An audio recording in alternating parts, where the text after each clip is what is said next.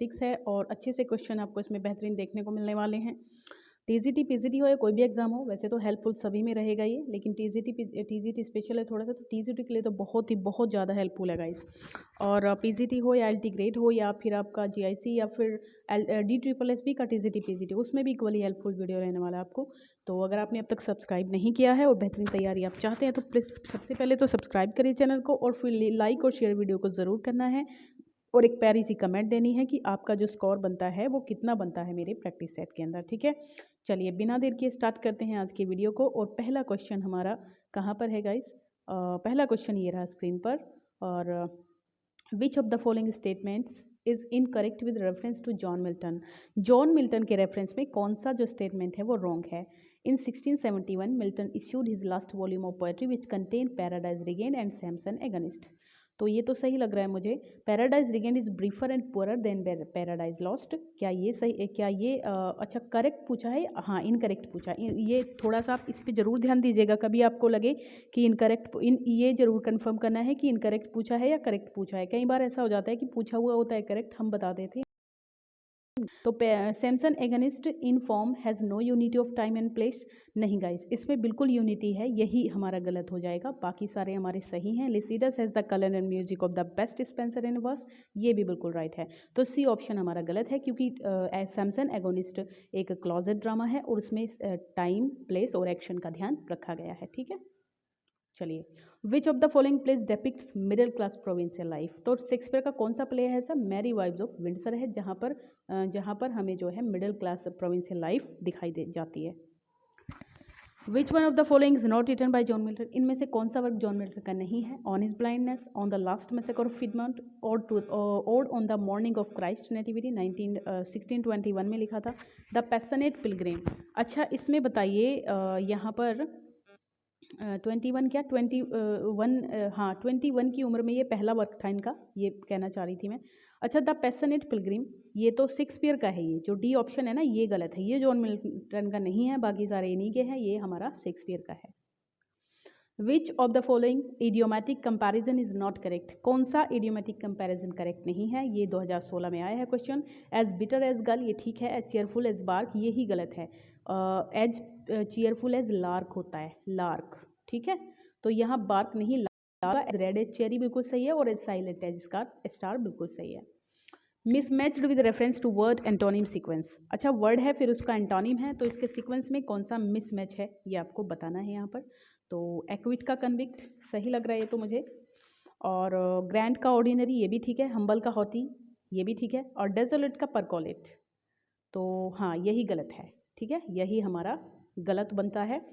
और डेजोलेट का परकोलेट नहीं होता है। डेजोलेट का अगर परकोलेट नहीं होता है तो क्या होता है, ये आप कमेंट सेक्शन में कमेंट करके मुझे बता सकते हैं, ठीक है गाइज।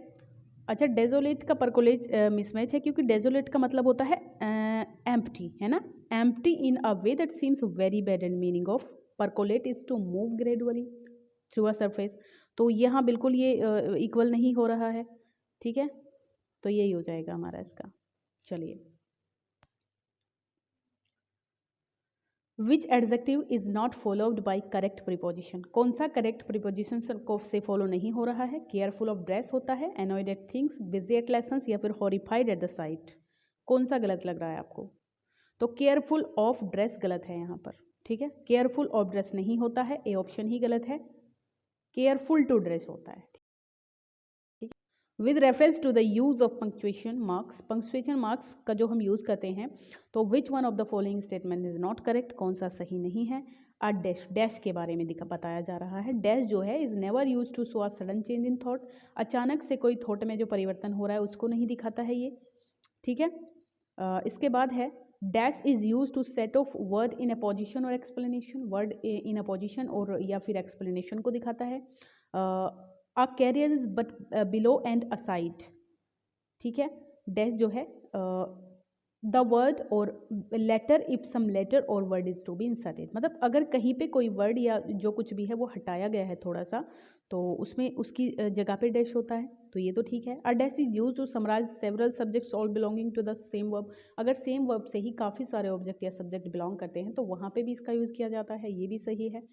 तो इसकी बात करें अगर हम डैश की, तो गाइस यहाँ ए ऑप्शन है वो करेक्ट नहीं है, बाकी सारे करेक्ट हैं, ठीक है। ए ऑप्शन करेक्ट नहीं है, यानी कि ये कोई सडन थॉट को नहीं दिखाता है, बाकी सारे ठीक हैं। Who refers Wordsworth as ever enduring man?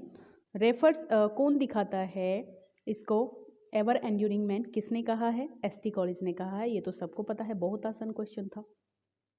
A modern comedy जो है वो किसका वर्क है?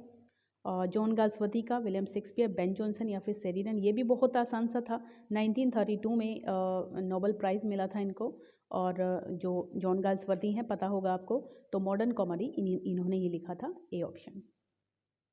विच statement is true about Milton's on his blindness? Milton का जो वर्क है ऑन हिज ब्लाइंडनेस, उसमें ट्रू स्टेटमेंट कौन सी है उसके बारे में? On his blindness is precursor to Lycidas, Lycidas से पहले आया था। हाँ बिल्कुल ठीक है, ये बिल्कुल ठीक है क्या?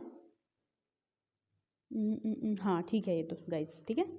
नहीं नहीं ठीक नहीं है गाइस, प्रीकर्सर नहीं है, प्रीकर्सर नहीं है, सॉरी। चलिए, on his blindness is curtal sonnet, क्योंकि ये तो बाद में आया था ना, लिसिडस तो पहले आ चुका था, ये बाद में आया था। तो ये इसे शायद 53 के करीब आया था जो ऑन हिज ब्लाइंडनेस है, और 1653। और ये आपका जो है एक सेकेंड, ओके, ये आपका आया था आई थिंक, हाँ लिसिडस आपका 1637 में आया था, है ना। तो ये पहले आया था बल्कि। On is brightness is a कटल सोनेट, कटल सोनेट होती है 11 लाइन की, तो ऐसा तो नहीं है, ये तो 14 लाइन की सोनेट है पूरी। Milton did not give title to his sonnet, the title is on his brightness. तो मतलब ये टाइटल इन्होंने नहीं दिया था मिल्टन ने, बल्कि ये बाद में एंथोलॉजिस्ट के द्वारा दिया गया। ये सही है, ये करेक्ट है, बाकी जो ऊपर वाले दो हैं वो करेक्ट नहीं है इसके बारे में बिल्कुल भी। तो ये आपको ध्यान रखना है यहाँ पे, ठीक है। सी ऑप्शन करेक्ट है हमारा only. Which work is not written by William Wordsworth? कौन सा वर्क विलियम वर्ड्सवर्थ का नहीं है? The thorn, the idiot boy, Simon Lee, beyond. तो गाइस जो बियॉन्ड है ना, ये विलियम वर्ड्सवर्थ का है, ठीक है। Is not written by beyond, हाँ बियॉन्ड मतलब इनका नहीं है, बाकी तीनों ऊपर के इनके हैं। जो बियॉन्ड है वो आपका जॉन गाल्सवर्दी का है आई थिंक, ठीक है। मुझे लग रहा है कि जो ये आपका जो इडियट बॉय है वो एक लिरिकल पोयम है विलियम वर्ड्सवर्थ की, याद रखिएगा, इडियट बॉय एक लिरिकल पोयम है, कोई प्ले या ऐसा कुछ नहीं है। जो थॉर्न है, द थॉर्न है, वो डिस्क्राइब करता है एज्ड को और पुअर को, है ना, ठीक है। चलिए, टॉप ऑफ अ ब्यूटीफुल हिल, किसी चोटी पे कोई पुअर या जो एज्ड व्यक्ति रहता है उसके बारे में डिस्क्रिप्शन है। और जो इडियट बॉय है वो लिरिकल पोयम है आपकी, और जो बियॉन्ड है वो इनका नहीं है, बल्कि ये जॉन गाल्सवर्दी का वर्क है। William Shakespeare's love sleepers lost was a free adaptation of, किसकी फ्री एडेप्टेशन है ये? तो ये आपका ऑप्शन बी बनेगा, यानी कि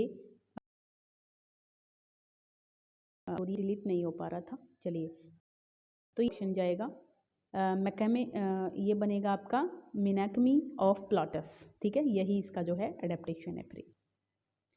Who exclaims in his sonnet that under the carved marble of thine on sleep brave tragedian Shakespeare sleep alone? किसने कहा है ये सोनेट? अपनी सोनेट में विलियम शेक्सपियर के बारे में कहा गया है वैसे तो, लेकिन किसने कहा है? तो ये विलियम बेस ने कहा है, डी ऑप्शन होगा इसका। Milton's Paradise Regain takes its theme from, कहाँ से लेता है ये अपनी थीम को, जो मिल्टन का पैराडाइज रिगेन है? तो Saint Catherine's sermons, Saint Luke's gospel, the Bible, या फिर जीसस क्राइस्ट प्रीचिंग्स? तो मुझे लग रहा है ये बी ऑप्शन होगा आपका, सेंट ल्यूक्स गॉस्पल से जो है ये अपनी थीम को लेता है, जो आपका पैराडाइज रिगेन है, ठीक है। कब आया था ये पैराडाइज रिगेन? ये आया था 1674 में, ओके। चलिए, in which work of Wordsworth does the line still sad music of humanity? तो ये जो still sad music of humanity है, ये कहाँ की लाइन है? फटाफट से इसको बता दीजिए गाइज, ठीक है। Still sad music of humanity जो है ये आपकी कहाँ की लाइन है?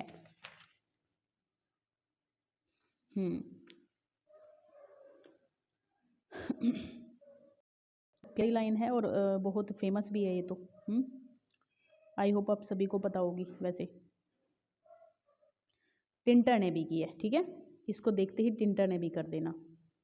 विच इज़ द इनकरेक्ट सेंटेंस? इनमें से कौन सा सेंटेंस इनकरेक्ट है? You have 20 rupees, I have 2 10 rupee notes, India के not accept the two nations theory, या फिर मैनकाइंड इज डिमेंटेड? ये अस नहीं है, इज है, ये जो है ना ये इज है, देख लीजिए अब आप। कौन सा यहाँ पे इनकरेक्ट पूछा गया है, तो यहाँ पे सी ही इनकरेक्ट है, सी में गलती है। India can not accept the 2 nations theory. तो यू हैव 20 रुपीज़, ये ठीक है। आई हैव 2 10 रुपी नोट्स, ये बाकी सारे ठीक हैं।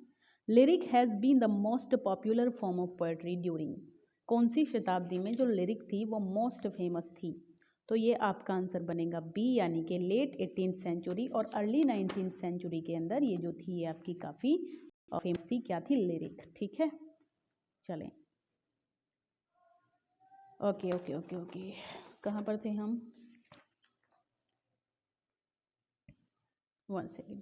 हाँ, which form of poetry is the poem the solitary reaper. जो सॉलिटरी रीपर नाम की पोएम है वो आपकी मतलब कौन सी है?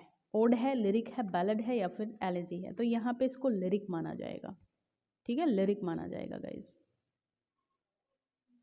विच of the following verbs is not followed by correct preposition, कौन सी वर्ब करेक्ट प्रीपोजिशंस को फॉलो नहीं करती है? Amalgamate with, anxious at, bound to या फिर बेनिफिसेंट टू। तो एंक्सस टू होता है, एंक्सस एट नहीं होता, यही गलती है यहाँ पर। विच statement is correct about colon, colon के बारे में सेमी कॉलन होता है, कॉलन होता है, तो कॉलन के बारे में कौन सी जो स्टेटमेंट है वो सही नहीं है? The colon is use to introduce a list, ये एक लिस्ट को इंट्रोड्यूस करता है, ये तो सही है। The colon is use to introduce an expansion, explanation होना चाहिए, ये एक्सपेंशन का क्या मतलब है? ठीक है, ये भी सही है, ये करता है इसको एक्सप्लेनेशन को introduce. The colon is use to separate 2 contracts, ये भी सही है, 2 कॉन्ट्रैक्ट को सेपरेट करता है। या फिर the colon is use to separate 2 related clauses, नहीं, 2 रिलेटेड क्लॉजेज को अलग नहीं करता है। डी ऑप्शन ही गलत है हमारा, तो बाकी सारे सही हैं। ठीक है, चलिए। बेगर्स डिस्क्रिप्शन, इन क्वेश्चन को आप ऐसे ही मत समझ लेना, सारे के सारे पेपर में आए हुए हैं और कहीं पे भी टपक सकते हैं, कभी आपको ये लग रहा हो। तो बेगर्स डिस्क्रिप्शन मीन्स ये होता है बियॉन्ड डिस्क्रिप्शन, मतलब जो कहीं से कहीं तक भी ना मैच कर रहा हो डिस्क्रिप्शन से, उसको कहते हैं बेगर्स डिस्क्रिप्शन। जो चीज़ है अगर हम उसको डिस्क्राइब कर रहे हैं तो कहीं से कहीं तक भी मैचिंग ना हो। लास्ट क्वेश्चन है आज का, लाइक और शेयर नहीं, लास्ट नहीं सॉरी 22 है, तो लाइक शेयर जरूर कर दीजिए अगर तक नहीं किया है। जब तक कहती नहीं तब तक आप करोगे नहीं, कहने से भी नहीं करते हो वैसे तो आप, क्योंकि मुझे दिखता है इतना तो कि आप कर रहे हो या नहीं कर रहे हो। ठीक है, विच of the following word is miss spelled, कौन सा वर्ड गलत है? कन्वीनियंस है, याच है, इंडिस्पेंसेबल है, कंसेंसस है। तो ये जो वर्ड डी है ना, कंसेंसस, तो ये ही आपका गलत है। इसकी जो सही स्पेलिंग होती है ना वो होती है CONSCIEN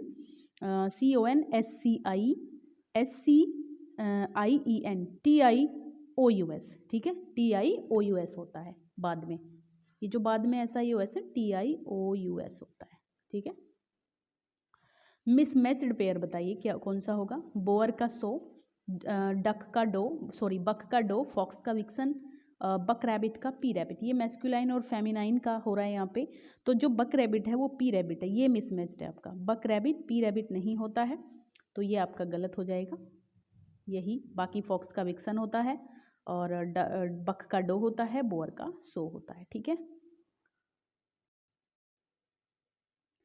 which is not a synonym of frenzy, frenzy का सिनोनिम कौन सा नहीं है? रेज, गाइल, एक्साइटमेंट, एंथुजियाज्म।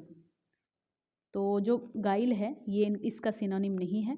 फ्रेंजी का मतलब होता है a state of great emotion या फिर एक्टिविटी। तो ये जो है that is not under control, मतलब बहुत ज़्यादा हम कंट्रोल से बाहर हो जाते हैं, इतने ज़्यादा एक्साइटेड हो जाते हैं।